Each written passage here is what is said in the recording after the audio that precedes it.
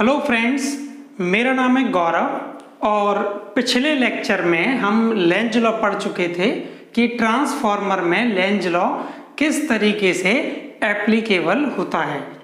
ठीक है, देखिए इस लेक्चर में हम अभी लेंज लॉ को और समझेंगे और उसके कुछ एग्जाम्पल लेंगे कि कैसे हम पोलैरिटी या करंट की direction according to the Lenz law select करते हैं। ठीक है, या फिर हम ये भी कह सकते हैं कि according to the Lenz law जो करंट की डायरेक्शन इंड्यूस्ड होने वाली है किसी भी कंडक्टर या कॉइल में वो किस तरीके से होती है।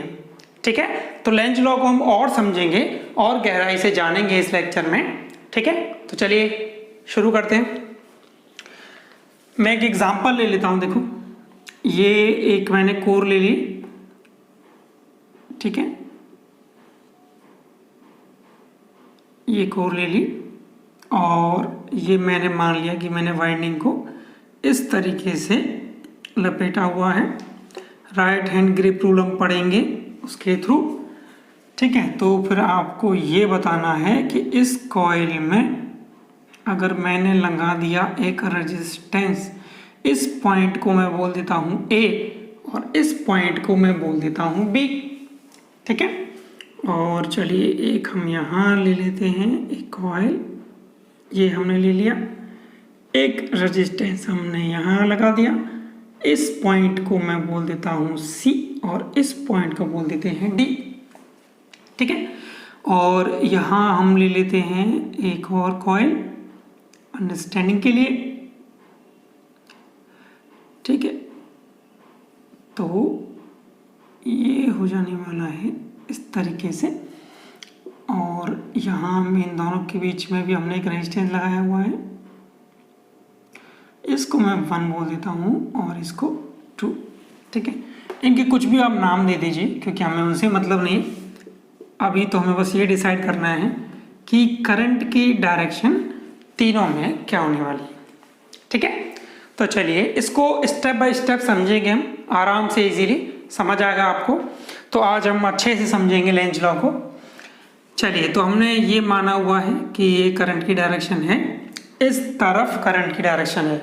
ठीक है, अब देखिए, चलो एक बात मुझे आप बताइए कि अगर करंट इस डायरेक्शन में है, अपवर्ड डायरेक्शन में, और जो कॉइल इसमें हमने लपेटी हुई है वो किस तरीके से, देखो अगर मैं इस कोर को ये जो मार्कर है ये मान लीजिए अगर कोर है और इसके ऊपर मैंने इस वायर को लपेटा हुआ है, तो ये किस तरीके से, देखो ये इस तरीके से मैंने इसको लपेटा हुआ है, ऊपर से लपेटा हुआ है।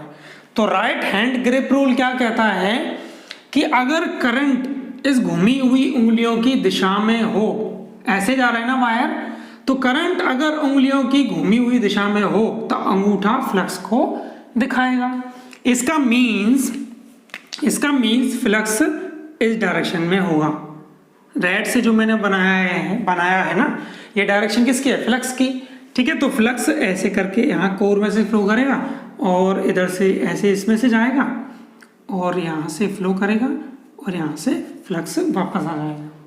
ठीक है, तो अभी तक हमने क्या देखा, सिंपल हमने ये देखा करंट की डायरेक्शन अपवर्ड है तो ग्रिप रूल हमने लगाया तो फ्लक्स इस डायरेक्शन में होगा। ठीक है, तो फ्लक्स ऐसे करके फ्लो करेगा। ठीक है, यहाँ तक समझ आ गया। अब एक एक रेजिस्टेंस हम लेते जाएंगे। पहले हम ले लेते हैं रेजिस्टेंस R1 में। तो R1 में हमें ये देखना है कि करंट A से B की तरफ होगा या B से A की तरफ होगा, R1 रेजिस्टेंस में करंट। ठीक है, चलिए देखो बहुत इजी है, ज्यादा बड़ी बात नहीं है कोई, बहुत सिंपल है। देखिए इस कॉइल में से फ्लक्स देखिए आप। ठीक है, फ्लक्स किस डायरेक्शन में, देखो इसमें फ्लक्स है वो डाउनवर्ड डायरेक्शन में है। फ्लक्स कहाँ है, फ्लक्स है डाउनवर्ड डायरेक्शन में। इसका मतलब अगर मैं राइट हैंड ग्रिप रूल लगाता हूं तो देखो अंगूठा कहाँ आएगा, डाउनवर्ड डायरेक्शन में। ठीक है ना, अगर मैं इस फ्लक्स की दिशा को इधर दिखाऊंगा तो अब देखिए लेंज लॉ क्या कहता है, according to the Lenz law कि इस रेजिस्टेंस R जो इस कॉइल से कनेक्टेड है, ठीक है ना, इस कॉइल में जो करंट आएगी उस करंट की वजह से जो फ्लक्स आना चाहिए वो फ्लक्स इस फ्लक्स का अपोज करेगा, जिसके कारण वो करंट आएगा। ठीक है, आसान शब्दों में देखिए, इसका मतलब ये है कि अगर ये फ्लक्स इस डायरेक्शन में है, ठीक है ना, तो इस फ्लक्स की वजह से, चूंकि ये जो सोर्स है वो कैसा है, एसी, तो इस एसी फ्लक्स की वजह से इसमें एक वोल्टेज इंड्यूस्ड होगी, और हमने इसको क्लोज भी किया हुआ है रेजिस्टेंस R1 से, तो इसमें करंट भी आएगी। तो उस करंट की वजह से जो फ्लक्स आएगा ना, वो इस फ्लक्स के विपरीत आना चाहिए। ठीक है ना, इसका मतलब इस कॉइल की वजह से जो इंड्यूस्ड ईएमएफ आएगा, उसकी वजह से फ्लक्स अपवर्ड डायरेक्शन में होना चाहिए। किस डायरेक्शन में? अपवर्ड डायरेक्शन में। ठीक है, इसका मतलब इस कॉइल की वजह से जो फ्लक्स आएगा वो अपवर्ड डायरेक्शन में आएगा, अपवर्ड डायरेक्शन में आएगा। इसका मतलब अगर मैं राइट हैंड ग्रिप रूल लगाऊं इस केस में, ठीक है, तो करंट किस डायरेक्शन में होगी? सिंपल है, देखिए, ये अगर फ्लक्स है इस डायरेक्शन में, ठीक है ना, तो घूमी हुई उंगलियां देखो इस तरीके से आएंगी, है ना। इसका मतलब देखिए करंट की डायरेक्शन ऐसे होगी, तो यहां से देखो करंट ऐसे जाएगा, तो करंट की डायरेक्शन इस तरीके से होगी, और यहाँ करंट ऐसे जाएगा। इसका मतलब रेजिस्टेंस R1 में करंट B से A की तरफ में फ्लो करेगी। ठीक है, चलिए एक बार हम दोबारा देख लेते हैं। क्योंकि मेन फ्लक्स इस सोर्स की वजह से जो फ्लक्स था वो इस कॉइल में डाउनवर्ड डायरेक्शन में था, इसका मतलब इस कॉइल में जो फ्लक्स होना चाहिए वो इसका अपोज करेगा मेन फ्लक्स का, और अपोज करने के लिए उसकी डायरेक्शन कहाँ होनी चाहिए? ऊपर की तरफ। अगर फ्लक्स की डायरेक्शन ऊपर है तो घूमी हुई उंगलियां किसको दिखाएंगी? करंट को। इसका मतलब करंट की डायरेक्शन हमने इसमें दिखा दी। ठीक है, तो ये बहुत आसान था, हमने समझ लिया। चलिए, अगर आपको समझ में आ गया तो आप वीडियो को यहीं पॉज करिएगा और इस R3 रेजिस्टेंस में आप करंट निकालिएगा कि ये करंट पॉइंट 1 से 2 की तरफ होगी या पॉइंट 2 से 1 की तरफ होगी। ऐसे ही आप पॉइंट C से D की तरफ करंट होगी या D से पॉइंट C की तरफ करंट होगी, ये निकालिएगा। वीडियो को पॉज कर लीजिएगा।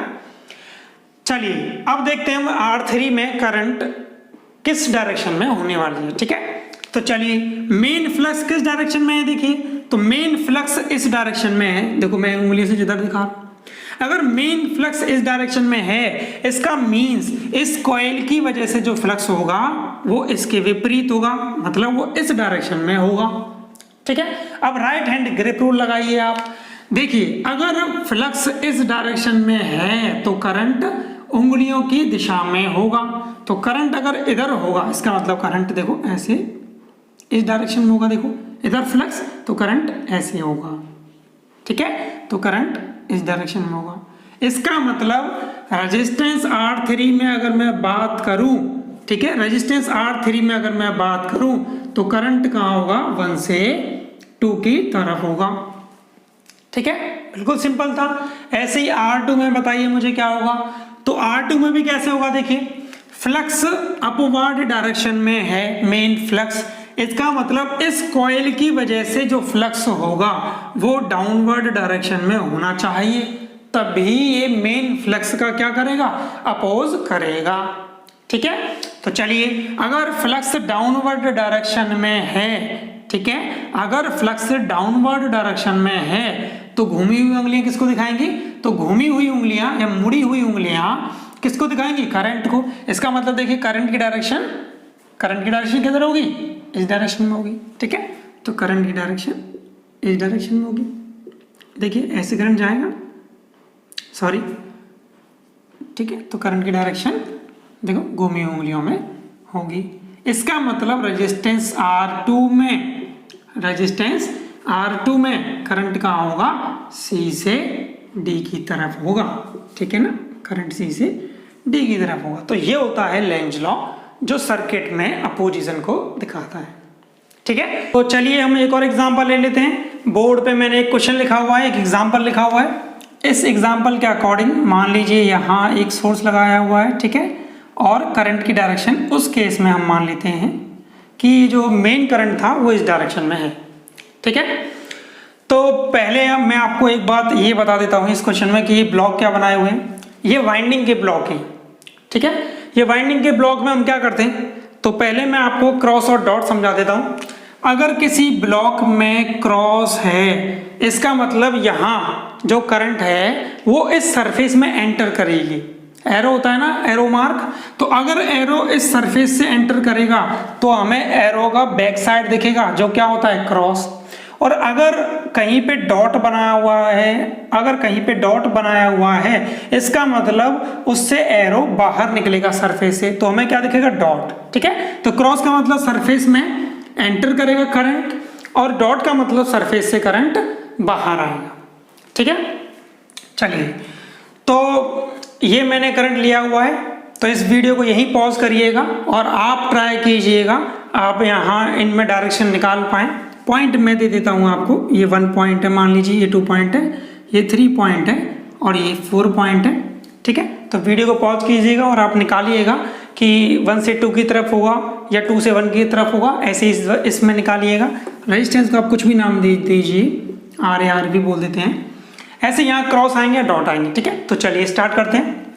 अब देखिए, पहले हम ये देखेंगे कि मेन फ्लक्स कहाँ होगा। ठीक है, देखिए अगर करंट इस डायरेक्शन में है, ठीक है, तो देखिए ये कॉइल, जैसे मान लीजिए ये अगर कोर है, ठीक है, तो वायर इस तरीके से इस कोर पे लपेटा हुआ है। ठीक है, तो राइट हैंड ग्रिप रूल लगाइए तो करंट ऐसे आएगा, क्योंकि वायर ऊपर से है ना, तो करंट ऐसे आएगा। इसका मतलब फ्लक्स कहाँ होगा, अंगूठे की दिशा में, थंब की डायरेक्शन में। इसका मतलब फ्लक्स होगा अपवर्ड डायरेक्शन में, ऊपर की तरफ फ्लक्स होगा और यहाँ से फ्लक्स ऐसे जाएगा। ठीक है, अब यहाँ से देखो, यहाँ फ्लक्स के पास 2 रास्ते, तो एक तो फ्लक्स देखो इस डायरेक्शन से जाएगा और एक फ्लक्स इधर से जाएगा। ठीक है, यहाँ से देखिए फिर फ्लक्स ऐसे जाएगा और यहाँ से फ्लक्स ऐसे जाएगा, और ये जो फ्लक्स यहाँ से आया, ये दोनों फ्लक्स मिलेंगे और फिर फ्लक्स यहाँ से जाएगा, और यहाँ से जाने के बाद जो मेन फ्लक्स है दोबारा से क्लोज लूप बना लेगा।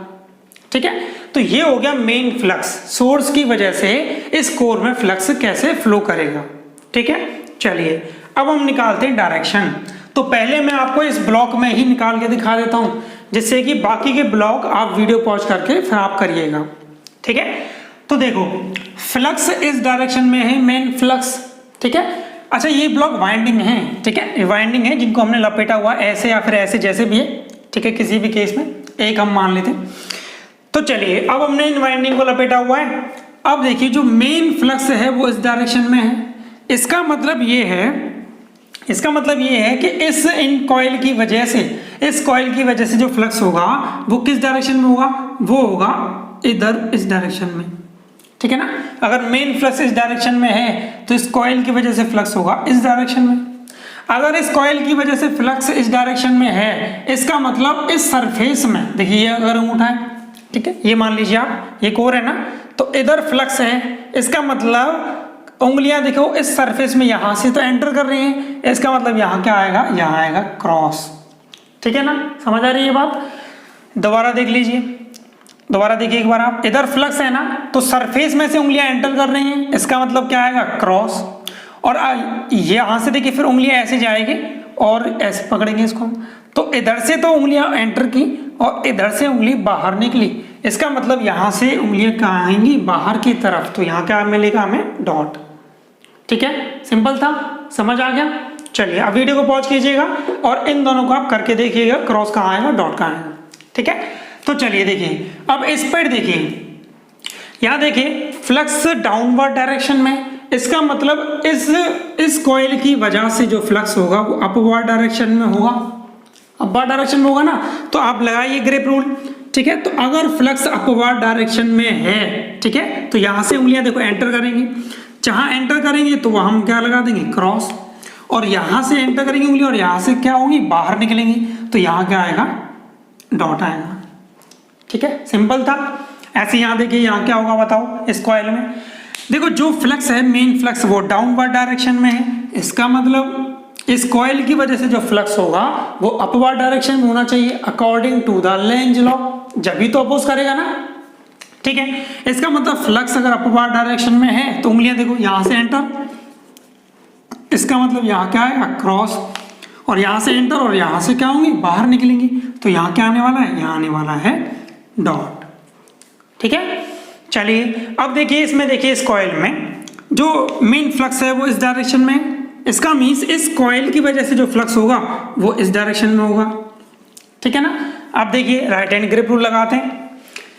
देखिए फ्लक्स इस डायरेक्शन में है, फ्लक्स इस डायरेक्शन में है ना, ठीक है। इस कॉइल की वजह से, उसको देख रहे हैं हम, तो उस कॉइल की वजह से इस कॉइल की वजह से जो फ्लक्स है वो इस डायरेक्शन में है, ठीक है। तो उंगलियां देखो कैसे जाएंगी, ऐसे जाएंगी, ठीक है ना।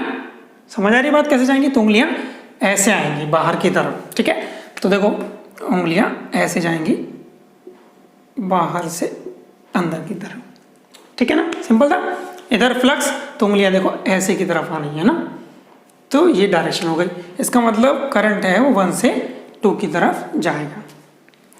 ये एग्जांपल देखिए, इसमें क्या हो रहा है, देखो सेम इसमें फ्लक्स इस डायरेक्शन में है, मेन फ्लक्स। इसका मीन्स इस कॉइल की वजह से जो फ्लक्स होगा वो इस डायरेक्शन में होगा, ठीक है। तो राइट हैंड ग्रिप रूल लगाइए आप, इधर फ्लक्स है, ठीक है ना। तो करंट कैसे होगा, देखो करंट ऐसे होगा, करंट ऐसे होगा ना। इसका मतलब देखो करंट ऐसे जाएगा यहां से, ठीक है। देखो ऐसे, तो करंट ऐसे आएगा इधर से घूमते हुए। समझ आ रही बात। इसका मतलब करंट की डायरेक्शन कहाँ होगी, 4 से 3 के साइड में, ठीक है। तो ये था लेंज लॉ। हमने 2 एग्जांपल देख लिए। उम्मीद है कि आपको अच्छे से समझ में आ गया होगा कि क्या होता है लेंज लॉ और सर्किट में हम कैसे लेंज लॉ को अप्लाई करते हैं, ठीक है। चलिए, थैंक यू।